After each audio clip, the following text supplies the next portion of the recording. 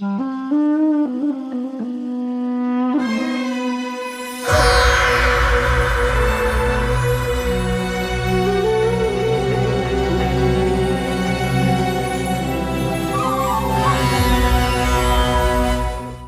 اللہ الرحمن الرحیم، الحمد للہ رب العالمین،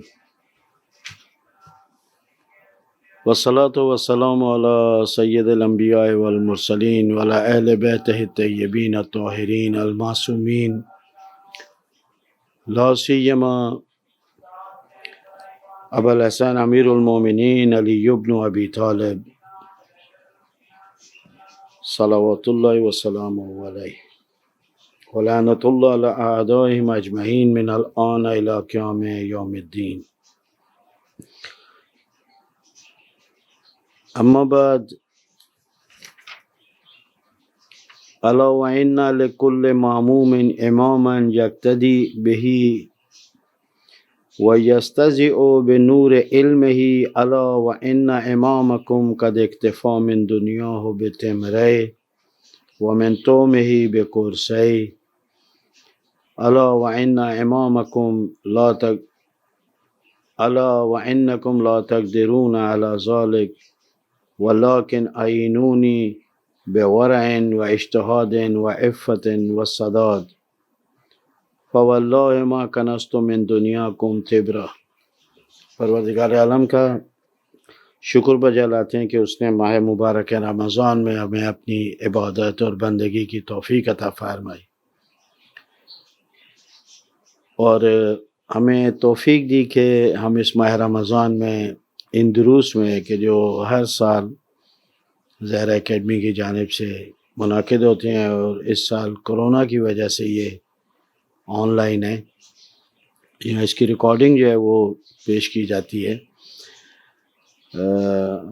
دعا کرتے ہیں پروردگار عالم سے کہ اس وبا سے اور اس بیماری سے سب کو محفوظ رکھے۔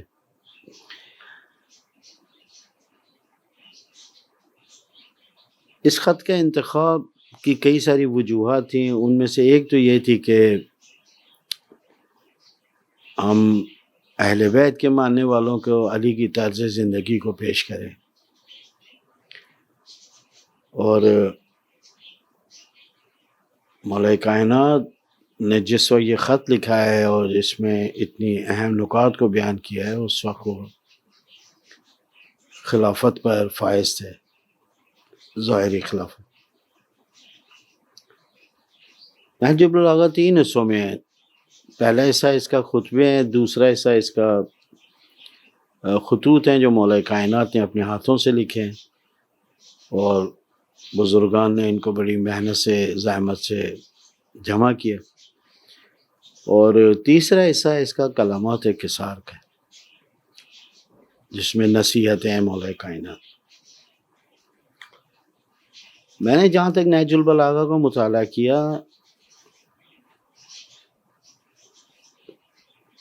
مولا کے جو خطوط ہیں ان میں انفرادی اور اجتماعی طور پر اگر کوئی شخص اپنی تربیت کرنا چاہتا ہے تو اس کے لیے بہت سارے نکات موجود ہیں۔ میں سمجھتا ہوں کہ ہم سے تھوڑی کوتاہی ہو گئی کہ ہم نے مولا کائنات کے ان خطوط کو لوگوں کے سامنے پیش نہیں کیا۔ یہ جو نکات ہیں مولا نے بیان فرمائے ان خطوط میں، یہ 45واں خط ہے کہ جو عثمان ابن حنیف کو لکھا۔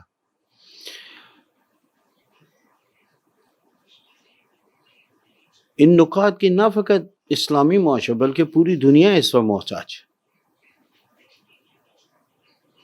کاش ہم لوگ اپنی علمی محفل میں ان پر گفتگو کرتے اور دنیا کو علی کی تعلیمات سے آگاہ کرتے اور انہیں روشناس کراتے۔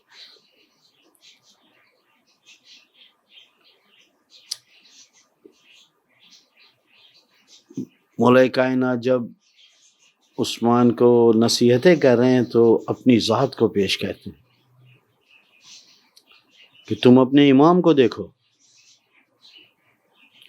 تم اپنے خلیفے کو دیکھو، تم اپنے امام کو دیکھو۔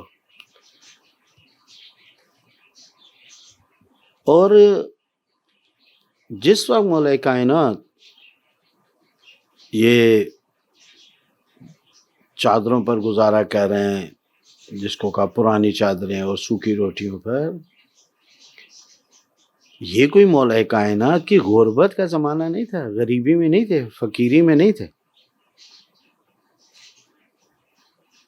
جس وقت مولا 2 چادریں اوڑھ رہے ہیں اس وقت خلیفۃ المسلمین ہے۔ جس وقت مولا فرما رہے ہیں کہ میں نے اس دنیا سے 2 روٹیوں پر اکتفا کیا ہے، یہ کوئی غربت اور فقیری اور کوئی مجبوری کا زمانہ نہیں تھا۔ وہ انسان ہے جو یہ بات کر رہا ہے کہ جو مسند خلافت پر ہے، امام المسلمین ہے، امیر المومنین ہے، حکومت اس کے ہاتھ میں ہے، پوری اسلامی ریاست کا سربراہ ہے، اور بیت المال کی چابی اس کے ہاتھ میں ہے۔ وہ کیا نہیں کر سکتا تھا؟ اس کے باوجود یہ معجزہ علی کی ذات کا کہ اتنا کچھ ہونے کے باوجود بھی مولا نے اس فقر سے اور اس سادگی کے ساتھ زندگی گزاری۔ یہ چند جملے میں نے اس لیے کہے کہ مولا نے جب یہ کہا تو فرمایا انکم لا تقدرون علی ذلک، مجھے پتہ ہے کہ میرے پیروکار، میرے ماننے والوں کے لیے یہ انتہائی مشکل ہے کہ میری طرح زندگی کر لیں۔ میرے ماننے والے ہیں، لیکن اس طرح زندگی کرنا واقعاً زحمت چاہتا ہے، ریاضت چاہتا ہے، مشق چاہتا ہے۔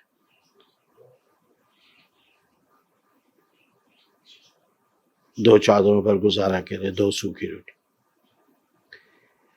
لیکن مولا فرماتے ہیں مجھے پتا ہے تم یہ نہیں کر سکتے ہو، لیکن میری مدد تو کر سکتے ہو۔ اب کس طرح تم میری مدد کرو گے میں تمہیں بتاتا ہوں۔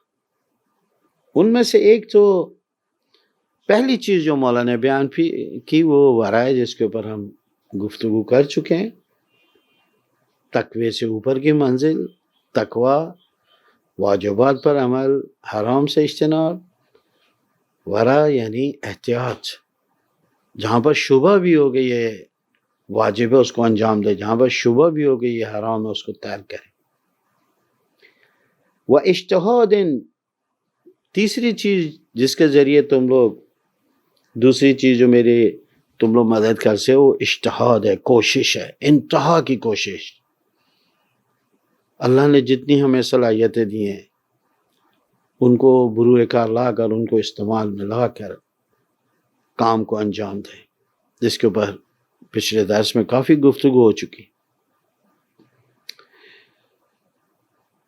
آج مسلمانوں کی پسماندگی اور پستی اور غلامی کا ایک بڑی وجہ یہ ہے کہ ہم لوگوں نے اپنی صلاحیتوں کو اس طرح استعمال نہیں کیا جتنی پروردگار عالم نے ہمیں عطا کی تھی۔ ہم ایک کام کو کرتے ہیں، اس کی کیفیت کو برقرار نہیں رکھ پاتے۔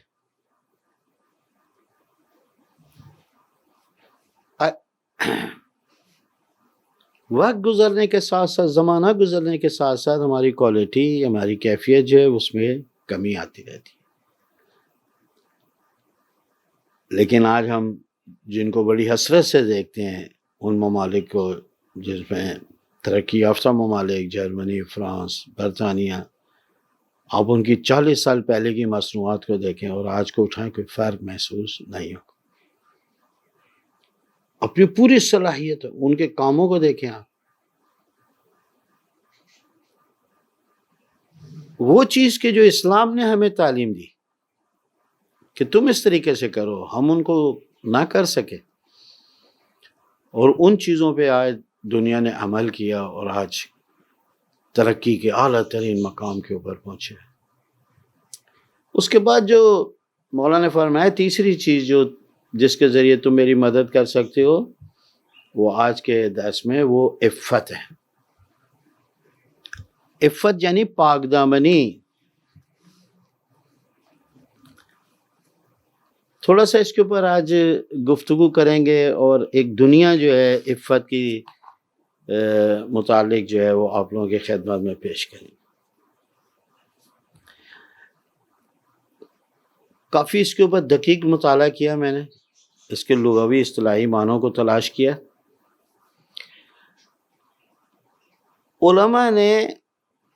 علماء لغت نے عفت کے معنوں کو بیان کیا ہے کہ خویشتنداری، اپنے آپ کو بچانا،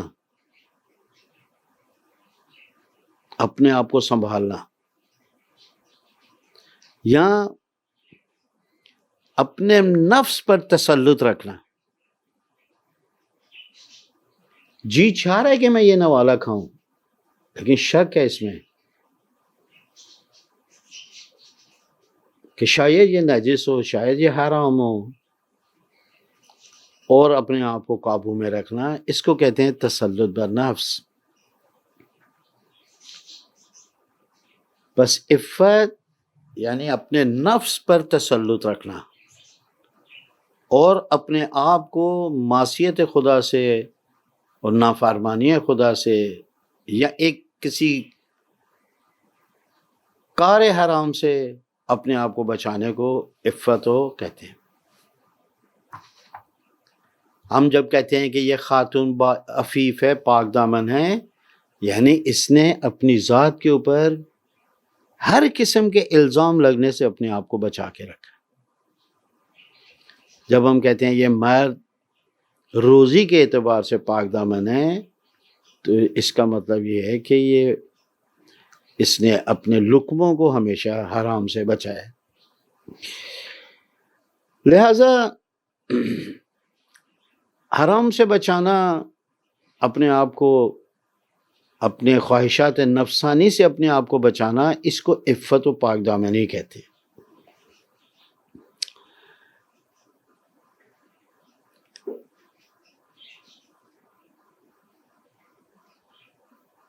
اردو میں اگر آپ عفت کی تعریف کو دیکھیں گے لغت میں، تو فرماتے ہیں کہ پاک دامنی، پارسائی،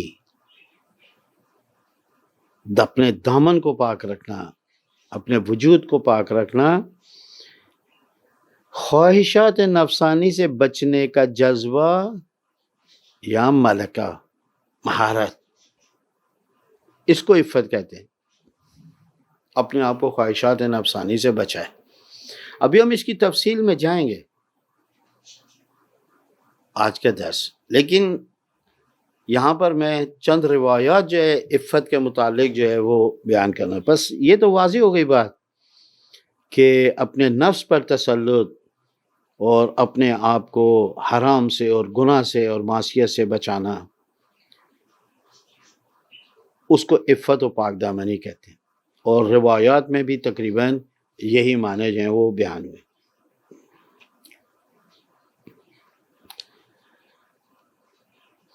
فعل ناجائز سے یا ناپسندیدہ قول و فعل سے بچنا پاک دامن ہونا۔ ناپسندیدہ قول، اس کی زبان جو ہے نا وہ بڑی پاک ہے، یہ عفت زبان رکھتا ہے۔ اس کا فعل جو ہے وہ بڑا پاک ہے، یہ عفت فعلی رکھتا ہے۔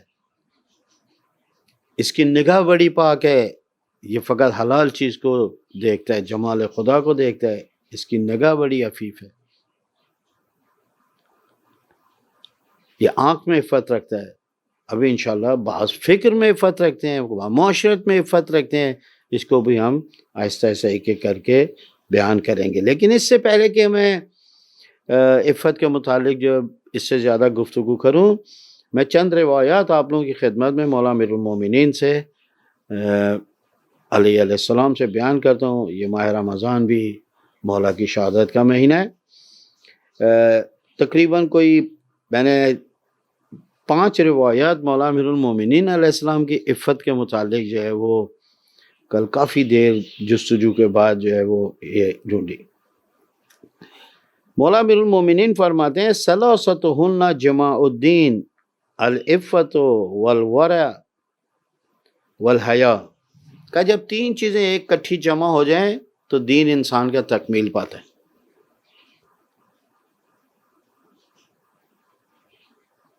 3 چیزوں کے مجموعے کو دین کہتے ہیں۔ آج تک ہم لوگ دین کے معنی بھی صحیح معنوں میں اپنے مومنین کو بیان نہیں کر سکے ہیں۔ ہم اپنے معاشرے کو صحیح معنوں میں دین بھی ہم لوگ فقط سمجھتے ہیں یہ روزہ، نماز، حج و زکوٰۃ یہی فقط دین ہے۔ لیکن اگر آپ لوگ تعلیمات اسلامی کے اندر جائیں تو بہت ساری چیزوں کا مجموعہ جو وہ دین کہلاتے ہیں۔ مثلا مولا امام حسن سے کسی نے پوچھا مل مروہ یا ابا الحسن، غیرت کیا ہے؟ مولا نے فرمایا حفظ الدین۔ یہاں پر مولا فرماتے ہیں 3 چیزیں جب جمع ہو جاتی ہیں، ثلاثتہن جمع الدین، 3 چیزوں کے جمع ہونے کو دین کہتے ہیں۔ اگر ایک بھی ان میں سے خارج ہے، انسان دین سے فارغ ہے۔ العفہ، پاک دامنی، اگر انسان واقعا چاہتا ہے کہ وہ دیندار ہو، اپنے دامن کو پاک کرے، اپنے نفسانی خواہشات کے اوپر اس کا کنٹرول ہونا چاہیے، اپنے قول و فعل کو پاک رکھے، عفت۔ دوسرا ورا کہ ہم اس سے پہلے کے دروس میں اس کے اوپر تفصیل سے بات کر چکے ہیں، والحیا، شرم۔ یہ حیا جو ہے بعض اوقات اچھے اعمال کی طرف کھینچتی ہے۔ مثلا اگر اذان ہو رہی ہے، انسان دوستوں کے ساتھ بیٹھا ہے، وہاں پروردگار عالم کی مسجد سے آواز ہے حی علی خیر العمل، حی علی الصلاۃ، نماز کی طرف آؤ، اور یہ اپنے دوست کے پاس بیٹھے، یہاں پر یہ حیا جو ہے اس کو تشویق دلائے گی کہ دیکھ تیرا رب تجھے پکارا ہے تو کیوں نہیں جا رہا ہے۔ یہ حیا ہے کہ جو اس کو کھینچ کے لے جاتی ہوتا ہے۔ یا مثلا باپ کے سامنے بیٹا بے احترامی کے ساتھ بیٹھا ہوا ہے، یہ حیا ہے کہ جو اس کو اس فعل سے روکتی ہے، اس بے حیائی اور غیر مہذب فعل سے اس کو روکتی ہے۔ نہیں، سیدھا ہو کے بیٹھ، تیرا والد ہے، علماء کے درمیان تو بیٹھا ہے۔ تو بس حیا جو ہے وہ انسان کو کبھی اچھائی کی طرف لے جاتی ہے، جیسے حی علی خیر العمل، عام انسان بلائے تو انسان کتنی جلدی جاتا ہے، یہاں پر اس کا رب اس کو بلا رہا ہے، کتنی تیزی سے جانا چاہیے۔ بعض اوقات برے عمل سے روکتی ہے، جیسے ابھی میں نے مثال دی، آج کل بچیاں والدین کے سامنے سر کو ڈھانپ کے نہیں چلتی ہیں۔ ایک زمانہ تھا ماں باپ کے سامنے جب بچیاں آتی تھیں سر کو ڈھانپتی تھیں۔ اب تو ماں باپ تو دور کی بات ہے، روڈوں اور بازاروں کے اندر جو ہے وہ دوپٹہ اور چادر نام کی کوئی چیز نہیں۔ اور میں حیرت کرتا ہوں کہ ان کے اپنے عزیز جو ہیں، کسی کا باپ ہوگا، کسی کا بھائی ہوگا، کسی کا شوہر ہوگا، ان کو کس طرح ان حالت کے اندر اس طریقے سے وہ بازاروں میں اور روڈوں کے اوپر لے کر چلتے ہیں، تعجب کی بات۔ اب چونکہ ہماری گفتگو جو ہے وہ حیا کے متعلق نہیں ہے، لیکن پھر بھی آپ لوگوں نے ایک روایت کو سنا ہوگا، من لا حیا لہ لا دین لہ، جس کے پاس حیا و شرم نہیں ہے اس کے پاس دین بھی نہیں۔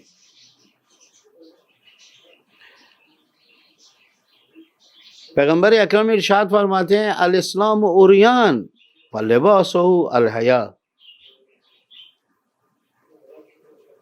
شیخ عباس قمی نے اپنی منتہی الاعمال میں پیغمبر اکرم کی زندگی کے متعلق جو گفتگو کی، وہاں پر اس روایت کو نقل کی کہ اسلام بے لباس ہے، برہنہ ہے، عریان ہے،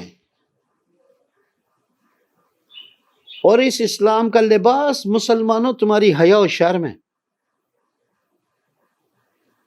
آج دیکھیں ہم لوگ چونکہ مسلمانوں کے اندر وہ حیا و شرم نہیں ہے، آج پوری دنیا میں اسلام کا مذاق اڑایا جائے، پیغمبر اکرم کے خاکے چھاپے جا رہے ہیں، پیغمبر اکرم کے نام شراب کی بوتلوں پہ لکھے جا رہے ہیں، چپلوں پہ لکھے جا رہے ہیں، کپڑوں پہ لکھے جا رہے ہیں۔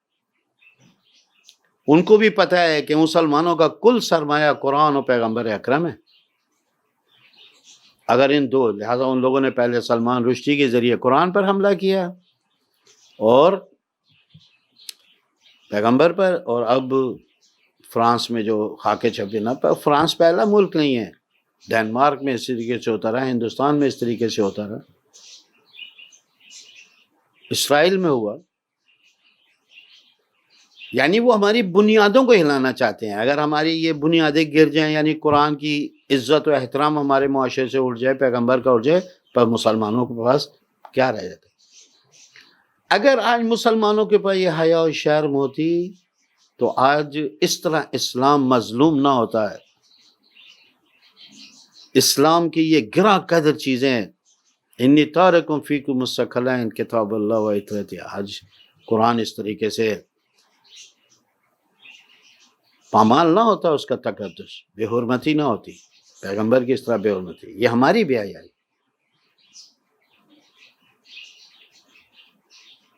جن لوگوں نے قرآن کا مذاق اڑایا، جن لوگوں نے پیغمبر اکرم کے خاکے بنائے، ان کے لباس ہم استعمال کر رہے ہیں، ان کے کھانوں کو ہم اپنا آئیڈیل بنا کے بیٹھے ہیں، ان کا کلچر کو ہم اپنا رہے ہیں، اور دوسری طرف سے کہہ رہے ہیں کہ جی ان لوگوں نے پیغمبر کا مذاق اڑایا، انہوں نے خاکے بنائے.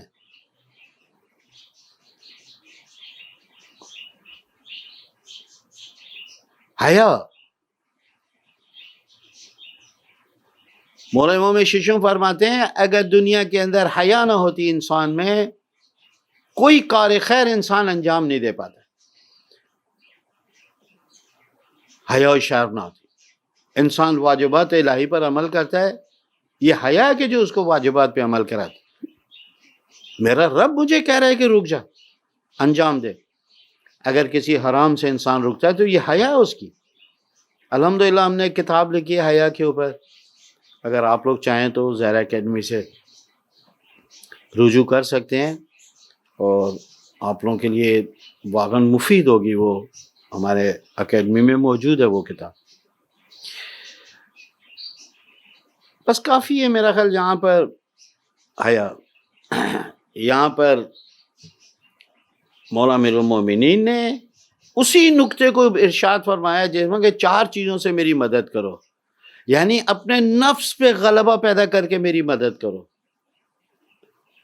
برائیوں سے اجتناب کر کے میری مدد کرو، اپنے قول میں پاک دامنی اور پارسائی رکھ کے، عفت رکھ کے میری مدد کرو، اپنے فعل میں، اپنے اعمال میں پاک دامنی رکھ کے میری مدد کرو. دوسری روایت کے جو مولا امیر المومنین کی عجیب ہے، دلیل غیرت الرجل عفتہ.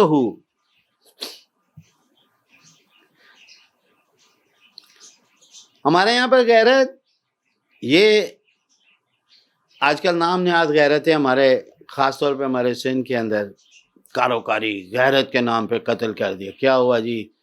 وہ اپنی بہن کو دوسرے غیر مرد سے بات کرتے ہوئے دیکھا، یا کہیں پر اس نے کچھ چیز کرتے ہوئے دیکھا، بس میری غیرت نے کہا کہ ہماری یہ کریں.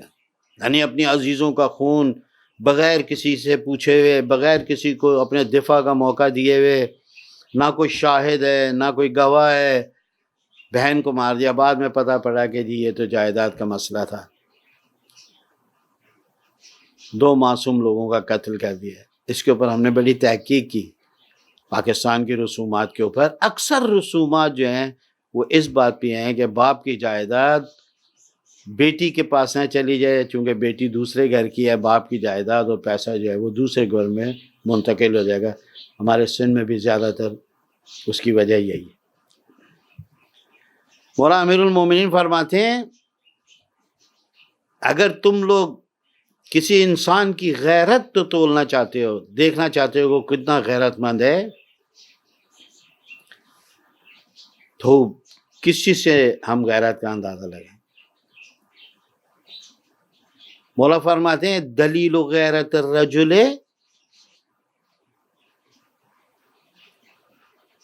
انسان کی غیرت کی دلیل اس کی پاک دامنی ہے. جو شخص بھی اپنے نفس سے اور اپنی ذات سے محبت کرتا ہوگا، اپنے وجود سے محبت کرتا ہوگا، وہ عفیف ہوگا، وہ پاک دامن ہوگا۔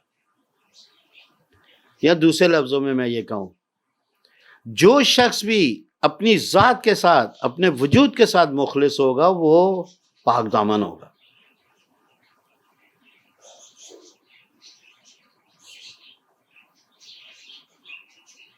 کون سا شخص ہے کہ جو اپنے ہاتھوں سے اپنے وجود کو جہنم کی نظر کر دے؟